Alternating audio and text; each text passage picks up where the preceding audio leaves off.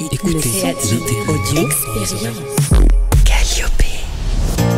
vous écoutez les podcasts du réseau Méditerranée Nouvelle Chance.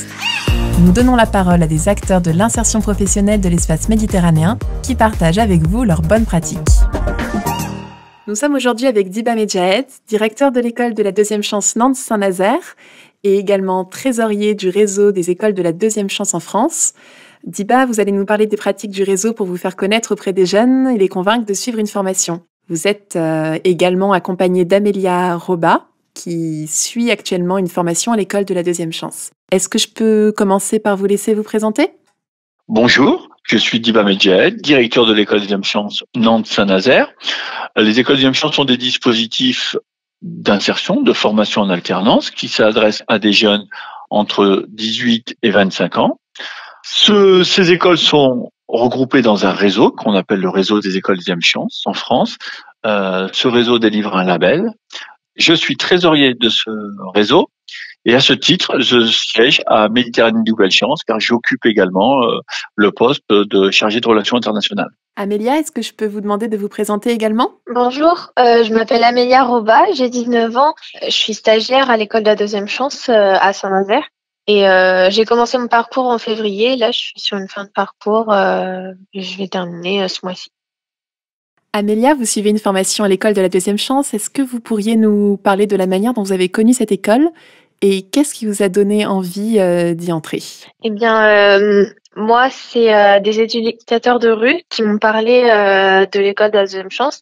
Par ce biais, j'ai rencontré Kader et c'est en me parlant de tout l'accompagnement qu'il pouvait apporter aux stagiaires que ça m'a convaincue parce que moi, je suis quelqu'un qui était timide, qui avait jamais travaillé et du coup, permettre de m'ouvrir sur le monde le monde professionnel, mais tout en gardant un soutien tout au long du parcours. C'est ça qui m'a mis en confiance et qui m'a dit c'est ma seule option en fait. Est-ce que vous pouvez juste nous préciser qui est Kader ? Kader travaille à l'école ? C'est le responsable de l'antenne à Saint-Nazaire. Merci beaucoup Amélia. Merci à vous. Diba, la communication auprès des jeunes fait partie des grands axes de réflexion du réseau des écoles de la deuxième chance en France. Est-ce que vous pouvez nous en dire un peu plus ? Quel est l'intérêt à la traiter au niveau national ? Tout simplement parce que en France, il existe un certain nombre de dispositifs qui s'adressent aux jeunes. L'idée est que les écoles de deuxième chance précisent auprès des publics visés ce qu'elles peuvent leur apporter et surtout sur quel créneau elles s'inscrivent dans l'accompagnement des jeunes. Donc l'idée au niveau national, c'est de mieux faire connaître le réseau, à la fois auprès des prescripteurs, donc des personnes en charge de l'orientation des jeunes, mais également auprès des jeunes eux-mêmes. Merci Diba. Au vu de cette expérience, quelles seraient vos recommandations pour des acteurs souhaitant progresser sur ce point ? Ce qui est important, c'est de bien préciser quels sont les axes forts d'action et qui font l'originalité et la réussite du dispositif, de bien les serrer et ensuite de les communiquer à la fois auprès des publics, mais également des personnes qui s'occupent de ces publics-là. On a des publics qui ne sont pas forcément en lien direct avec ce type d'information. Donc, il est, il nous semble souhaitable et intéressant, ce que nous avons fait au niveau national, d'élaborer une stratégie de communication auprès de tiers qui permettront d'informer les jeunes en question. Est-ce que vous pouvez nous en dire un peu plus justement sur ces structures partenaires ? Alors, en France, nous avons un certain nombre de structures qui font ce qu'on va appeler un premier accueil des jeunes, qui sont des guichets un petit peu uniques, ou des personnes qui sont en charge des jeunes qui sont au pied des tours. Comme l'indiquait tout à l'heure Roba, mademoiselle Roba, Amélia, elle a été contactée par des éducateurs de rue. Ces éducateurs de rue, ce sont des personnes qui sont en charge d'arpenter la rue, de rencontrer les jeunes qui sont inactifs, de faire un point sur la situation, de leur proposer des situations de sortie de cette oisiveté. Et puis, il y a tout un réseau institutionnel de structures, missions locales, Cap Emploi, des structures sociales, des centres sociaux, qui accueillent des jeunes sans solution au sortir du système scolaire et qu'il faut acculturer de manière à ce qu'ils qu'ils puissent leur proposer des solutions.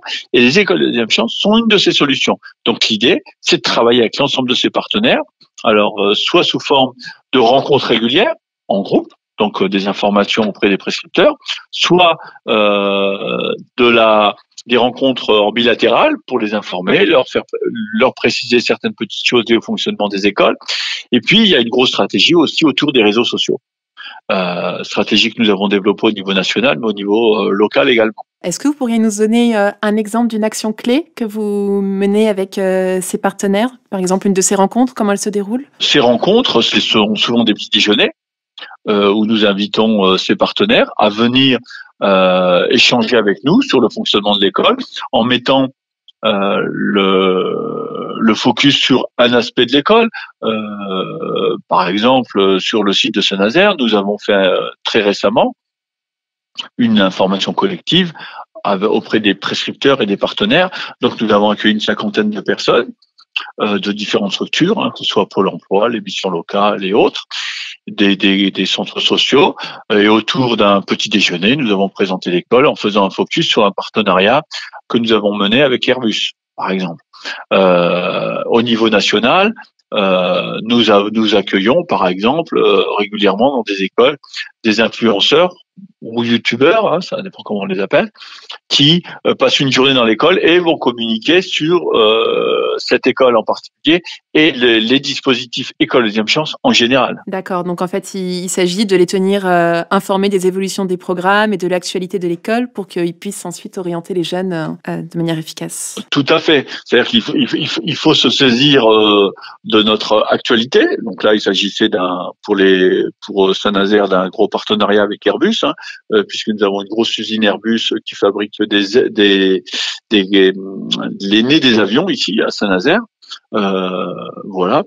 Donc voilà, on a un gros partenariat. Il s'agissait de mettre un focus sur une belle action où les jeunes ont présenté ce que c'était que l'école aux salariés d'Airbus, ont présenté quelques parcours. Et les salariés d'Airbus ont présenté leur usine aux jeunes. Et ça s'est passé sur une journée entière.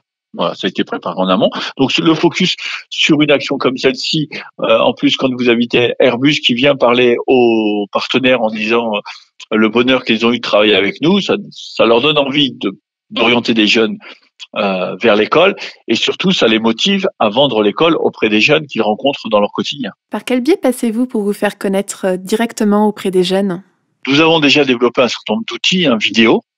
Nous avons des petits films qui ont été tournés par des jeunes, à destination des jeunes, qui présentent de manière humoristique un peu ce qu'est l'école et que eux-mêmes diffusent dans leurs réseaux sociaux. Donc, puisqu'ils en sont également les auteurs et les acteurs, et puis les réalisateurs de ces films.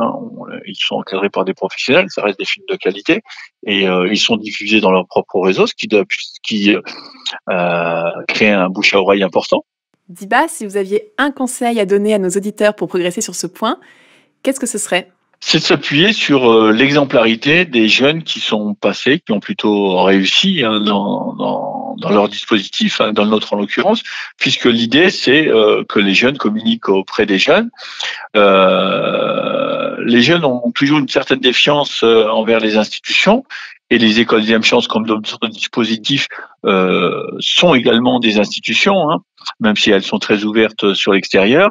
Et l'idée, c'est de s'appuyer sur les témoignages des jeunes pour donner envie à d'autres jeunes d'intégrer notre dispositif et de s'y épanouir et de réussir leur intégration professionnelle. Merci beaucoup Diba et à bientôt pour de nouveaux podcasts du réseau Méditerranée Nouvelle Chance. Ce podcast a été réalisé par l'IECD et produit par l'agence Calliope.